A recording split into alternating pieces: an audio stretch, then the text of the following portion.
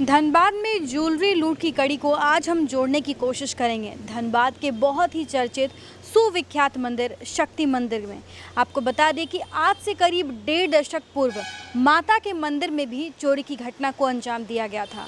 लाखों की माता की ज्वेलरी, कुछ बर्तन यहाँ से लेकर चोर चंपत हो गए थे। हालांकि इस मामले में पुलिस को सफलता ज़रूर मिली थी। आपको बता दें कि शक्ति मंदिर धनबाद का एक ऐसा मंदिर है जिसकी मान्यता लोगों में बहुत है। लोग ऐसा कहते हैं और मानते आए हैं कि यहाँ माँ के मंदिर में वो आते हैं और जो भी मनोकामना मांगते हैं वो पूर्ण होती है। लेकिन इस माँ के मंदिर को भी अपराधियों ने अपना निशाना बनाया था। आइए आज हम बात करेंगे इस मंदिर के सचिव से, ए.के. भंडारी जी से, और विस्तार में जानने का प्रयास करेंगे कि कब इस घटना को अंजाम दिया गया था और कैसे पुलिस ने इस पूरे मामले में सफलता हासिल की। तो आइए हम विस्तार से बातचीत करते हैं। हमारे साथ यहाँ पर शक्ति मंदिर के सेक्रेटरी अरुण भंडारी जी मौजूद हैं। उनसे हम जानते हैं कि 1.5 दशक पूर्व लगभग लाखों की यहाँ पर संपत्ति की चोरी हुई थी। माँ की जो ज्वेलरी है उसे चुराया गया था, उसके बारे में हम विस्तार से जानते हैं। आपका बहुत बहुत स्वागत है सर। मैं अरुण भंडारी, ऑनररी सेक्रेटरी श्री श्री श्री भगवती जागरण कमेटी, एक सोसाइटी है जिसका हम सचिव हैं, और लगभग 1997 से ये मंदिर स्थापित हुआ, तब से चल रहा है। आप किस बारे में पूछना चाहते हैं ये हमें बताएं। अभी लगातार हम धनबाद में देख रहे हैं कि लूट की घटनाएं बढ़ी हैं, तो इसी विषय में हम एक कड़ी जोड़ना चाहते हैं कि करीब आज से 1.5 दशक पूर्व माता के मंदिर में भी माँ के लाखों के गहने की चोरी की बातें सामने आई थी। किस परिस्थिति में ये घटना हुई थी, किन लोगों ने अंजाम दिया था, इसके बारे में थोड़ा सा विस्तार से हम अपने दर्शकों को बताना चाहते हैं। हमारे मंदिर में भी एक बार चोरी हुई थी, और वो चोरी एक हमारा स्टाफ था, उस स्टाफ के लड़के ने चोरी की थी। बाद में उसका उद्भेदन हो गया था, और वो हमारे जो पंडित काम करते थे उनके नीचे में उसके फादर, जो चोर था उसके फादर जो थे, वो हमारे मंदिर में जोत वगैरह को देखते थे, मिसलेनियस काम करते थे। वो मेन पंडित नहीं थे लेकिन वो काम करते थे। तो उनके लड़के ने चोरी की थी, और बाद में ये इसका उद्भेदन हो गया था। जब उद्भेदन हुआ तो उसमें जिस समय चोरी हुई थी उस समय हम लोग का बहुत ज़्यादा नुकसान तो नहीं हुआ था, लेकिन कुछ नुकसान हुआ था, जिसकी डिटेल अभी मैं वर्बली तो नहीं बता सकता हूँ। कुछ हज़ारों में सामान था, लेकिन बैंक मोड़ थाने ने अपनी एफिशिएंसी से उसका उद्भेदन भी कर लिया था, और वो बंदा पकड़ा भी गया था। और उसके बाद उससे कोई ऐसा कांड हो गया था, कोई उसने दूसरी जगह डकैती की थी, उसने किसी को सोने का सामान बेचा था वो जो नकली था। इसकी वजह से जो ख़रीदार था उसने उसको पैसे वापस मांगे, उसका उसने मर्डर कर दिया। इसकी वजह से वो हम लोग के साथ लिंक हो गया और पता चल गया कि इसी ने किया था। बाद में उसको सज़ा वगैरह कोर्ट से जो होनी थी हुई। तो उस समय लगभग 15 से 20 दिन के अंदर में काफ़ी थाने वालों ने इसके मुस्तैदी के साथ काम किया था, और कल्प्रिट को पकड़ने में बहुत उन्होंने हिम्मत दिखाई थी जी। उसका उद्भेदन हो गया। उसके बाद कुछ सामान भी थोड़ा बहुत मिल गया था, और बाकी सामान जो था वो बहुत ज़्यादा नुकसान नहीं हुआ था। एक रीज़नेबल क्वांटिटी का सामान हमारा गया था, जिसमें चांदी भी था, सोना भी था, कुछ बर्तन भी थे, कुछ यूटेंसिल्स वगैरह थे, और कुछ मिसलेनियस चीज़ें थी। तो वो स्टाफ जो था उसको तो हम लोगों ने उसी समय निकाल दिया था। क्या उसने अपने पक्ष में बात रखने के प्रयास किया था, क्योंकि आपने बताया कि उनका बेटा इन्वॉल्व था, तो क्या स्टाफ की भी इन्वॉल्वमेंट थी या फिर सिर्फ बेटे? ऐसा था कि स्टाफ की इन्वॉल्वमेंट के बारे में हम पक्का इसलिए नहीं कह सकते हैं, लेकिन रहता तो उनके साथ में ही था। ये तो पक्की बात है कि उसके फादर को जरूर कुछ ना कुछ सुराग होगा, पता होगा। लेकिन हो सकता है कि वो ये ना जानता हो कि मेरा लड़का मंदिर में भी करेगा, या हो सकता है उनकी मिली भक्ति हो। हाँ, तो बाद में उस स्टाफ ने हमारे ऊपर बहुत प्रेशर बनाने की कोशिश की। कई डिफरेंट कॉर्नर से हम लोग को टेलीफोन आता था कि उसको नौकरी में रख लीजिए, पर हम लोगों ने उसको नौकरी पे नहीं रखा। किस तरह के कॉल्स आते थे सर? मतलब रिक्वेस्ट के फॉर्म में रहता था या फिर धमकी भरा? रिक्वेस्ट भी होती थी और कभी कभी धमकी की फॉर्म भी होती थी।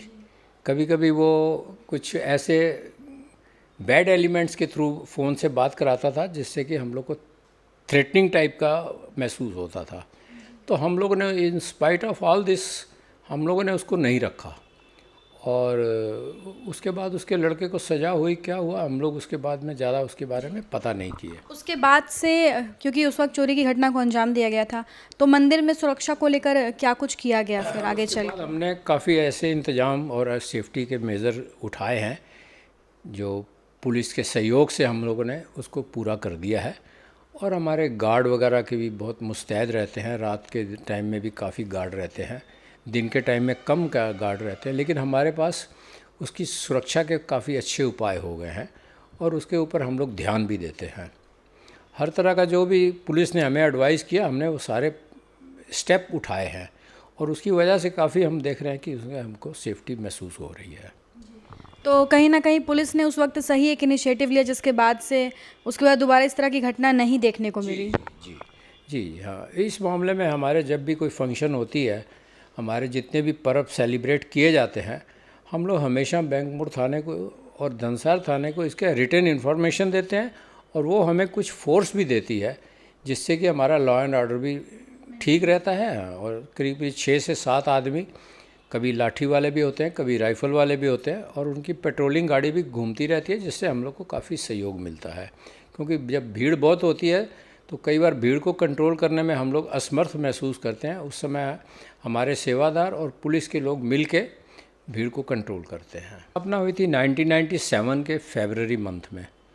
उसका बाकायदा जो होता है प्राण प्रतिष्ठा का 7 दिन का 6 दिन का फंक्शन होता था और उस समय हमारा 6 दिन का फंक्शन, पूजा पाठ, सुबह के टाइम सभी देवी देवताओं की पूजा होती थी और शाम के टाइम हवन होता था और उसके बाद प्राण प्रतिष्ठा का महोत्सव हुआ, नगर भ्रमण हुआ और मूर्तियों को सारे शहर में घुमाया गया और एक हमारी जोत लाई गई थी जो आज भी जिंदा जोत है, जल रही है। वो लाई गई थी ज्वाला जी से, हिमाचल से, जिसकी जोत हमेशा जलती जैसे रहती आज भी जल रही है जी, रात दिन जलती है वो जोत। तो उस जोत को हम लोगों ने स्थापित किया हुआ है और आज भी वो चल रही है और 1997 से शक्ति मंदिर लगातार चल रहा है। सिर्फ बीच में सवा दो साल जो है कोरोना के पीरियड में बीच में बंद हुआ, लेकिन पूजा पाठ चालू होता रहा, आरती और बाकी सारे कर्म होते थे और केवल पब्लिकों को यहाँ आने का रिस्ट्रिक्शन था। मंदिर की मान्यता काफ़ी है, इसके बारे में कुछ खास बातें जो हमारे पब्लिक जानती है, क्योंकि ऐसे तो बहुत मंदिर है धनबाद। सुनते आ रहे हैं कि मंदिर में बहुत लोग ज्योत रूम में कुछ भगवान के आगे प्रार्थना करते हैं, मांगते हैं तो उनकी मुराद पूरी होती है। तो इस वजह से लोगों का काफ़ी विश्वास बढ़ता जाता है। कई लोग मंदिर में कहते हैं कि हमने ये सोच के गए थे तो हमें माता रानी ने पूरा किया, दोबारा तिबारा भी आते हैं। और मैं देखता हूँ कि 40, 50, 60 किलोमीटर के नज़दीक वाले तो लोग लगभग हफ्ते में एक आध बार आ ही जाते हैं। नज़दीक वालों की तो बात ही छोड़ दीजिए, उनका तो लगभग सुबह के टाइम में तो करीब 1000-1200 आदमी का आना तो रोज़ क्या बात है। और बाकी हमारे यहाँ 3 बार भोग लगता है, एक सुबह 5 बार भोग लगता है। अर्ली मॉर्निंग में 5 बजे जो हमारी आरती होती है उसमें हमारा ड्राई फ्रूट का भोग होता है। 7 बजे वाली आरती में हमारा हलवा या खीर का होता है, अकॉर्डिंग टू डेज़। मंगल के दिन खीर होती है, सोमवार के दिन हलवा होता है, बृहस्पति के दिन बेसन का हलवा होता है, संडे के दिन बेसन का हलवा होता है, बाकी दिन हमारा आटा का हलवा होता है, देसी घी में बनता है। तो एक सुबह आरती होती है, एक आपको 7 बजे होती है, एक 10:30 बजे होती है और फिर एक आरती आपकी 6 बजे होती है और एक आरती रात को 8, 8:30 बजे होती है, जो 8:30 बजे संपन्न हो जाती है, माता शयन में चली जाती है। तो इसमें हमारे पास 4 टाइम भोग लगता है, एक बार ड्राई फ्रूट का और 3 बार हमारे हलवा या खीर का, अकॉर्डिंग टू दिन। इसी तरह हमारे माता की ड्रेस भी है जो दिन के हिसाब से बदली होती है, एवरीडे बदली होती है। और जब नवरात्रे के दिन होते हैं तो उस समय लोग अपने तरफ से माता के लिए साड़ी और चुन्नी दान देते हैं जिसको हम लोग को पहनाना होता है। तो मिडनाइट को हम लोग साड़ी पहना देते हैं और अगले दिन सुबह लोग उसके दर्शन करते हैं। सोमवार को कलर अलग होता है, मंगलवार को लाल होता है, बुधवार को शायद हरा होता है और बिफे को पीला होता है। इस तरह सारे दिनों के माता के उसी हिसाब से बोला जाता है भक्तों को कि आप ये रंग की साड़ी लाइएगा तो इस दिन चढ़ेगी, तो वो करते हैं। तो ये सिलसिला हमारा चलता चला रहा है। तो बिल्कुल आपने सुना कि किस प्रकार से 2007 में मंदिर के ही एक पुजारी, हालांकि उन्होंने बताया कि वो मेन पुजारी नहीं थे, लेकिन उसके बावजूद भी मंदिर की हर छोटी बड़ी गतिविधि में उनकी भूमिका रहती थी। उनके बेटे ने ही इस घटना को अंजाम दिया था, जिसके बाद पुलिस ने तत्परता दिखाई थी और इस पूरे मामले पर तहकीकात करके उस पुजारी के बेटे को इस मामले में गिरफ्तार किया था। हालांकि बाद में इसी मामले में, ज्वेलरी बेचने के मामले में, उसने एक हत्या भी की थी और इन दोनों मामलों को जोड़कर वो जेल भेज दिया गया था। लेकिन ये बात जो सामने आई है कि कुछ माता के गहने वापस भी मिल गए थे, जो अपने आप में एक बहुत बड़ी बात है। लेकिन सवाल ये उठता है कि आखिर अपराधियों ने माता के दरबार को भी नहीं छोड़ा। हाल ही में लगातार जिस प्रकार से ज्वेलरी की लूट की जा रही है, उसी का एकमात्र यहाँ पर भी हमें एक उदाहरण देखने को मिला था। हालांकि हमारे सचिव ने हमें बताया है कि उसके बाद से मंदिर में सिक्योरिटी काफ़ी ज़्यादा बढ़ा दी गई थी, सुरक्षा को लेकर काफ़ी इंतज़ाम किए गए थे और उसके बाद से ऐसी कोई भी अप्रिय घटना नहीं हुई। लगातार धनबाद में इस तरह के मामले देखने को मिल रहे हैं। हालांकि कई मामलों में पुलिस को सफलता भी मिली है और यही वजह है और यही उम्मीद हम जता रहे हैं कि अगर इसी तरह से लगातार और निरंतर पुलिस अपना कार्य करती रही तो जल्द ही इन अपराधियों का मनोबल टूट जाएगा।